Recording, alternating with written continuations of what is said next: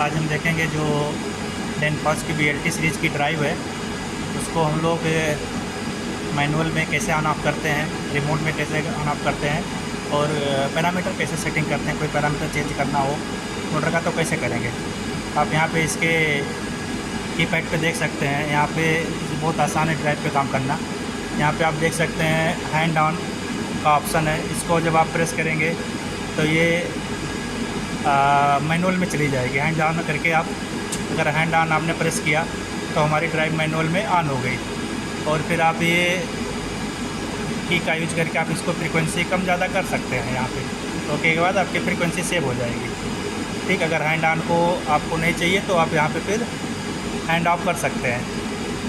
उसके बाद अगर आपको रिमोट ऑपरेशन चाहिए तो जो दूसरा फंक्शन है इसमें आप ऑटो ऑन करना पड़ेगा आपको। अगर रिमोट में आपको ड्राइव चलाना है तो यहाँ पे ऑटो ऑन करना पड़ेगा। आपने ऑटो ऑन कर दिया तो आपकी ड्राइव ऑटो में जो भी आपका नेटवर्क पे ये एक्चुअली मॉडबस नेटवर्क पे है तो मॉडबस नेटवर्क पे जो आपने फ्रीक्वेंसी दी होगी उसके अकॉर्डिंग ये ड्राइव चलेगी।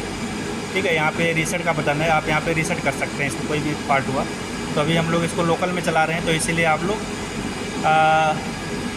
हैंड ऑन पे रखेंगे। ठीक है, और इसको फिर ऑफ कर दिया। अब हम लोग देखेंगे इसमें कुछ पैरामीटर सेटिंग हो जिसमें मोटर डेटा मेनली है तो वो मोटर डेटा कैसे सेट करेंगे। तो इसके लिए आपको मेन मेनू पे जाना पड़ेगा। यहाँ पे मेन मेनू है, आप मेन मेनू पे जाइए। मेन मेनू में आपको ठीक है, मेन मेनू में गए आप। यहाँ पे हमने इसे बैक प्रेस किया, यहाँ पे ये सारे सेटिंग आ गए। इसमें आपको मोटर डेटा, मोटर सिलेक्शन, तो मेनली आपको मोटर डेटा पे जाना है। और मोटर डेटा पे आप ये डाउन एरो प्रेस करेंगे तो आप देखेंगे मोटर का किलोवाट कितना है, मोटर का वोल्टेज क्या है, मोटर का फ्रीक्वेंसी क्या है, मोटर का करंट क्या है। आप इसको सेंटर का बटन प्रेस करके आप इसको चेंज भी कर सकते हैं। जो भी आपका मोटर का करंट है वो चेंज कर सकते हैं। और फिर इसके बाद मोटर नॉमिनल स्पीड कितना है और ये एक सर से छोड़ दीजिए इसको। फिर मोटर किलोवाट, ठीक है। उसके बाद आप बैक जाइए। अब इसमें एक जो मेजर थिंग होता है इस मोटर में, जैसे हमको मिनिमम फ्रीक्वेंसी सेट करना है, मैक्सिमम फ्रीक्वेंसी सेट करना है, acceleration time, D acceleration time set करना है। तो उसके लिए आपको सिंपल यहाँ पे क्विक मेनू पे जाना है। क्विक मेनू में आप यहाँ पे क्विक सेटअप पे जाइए।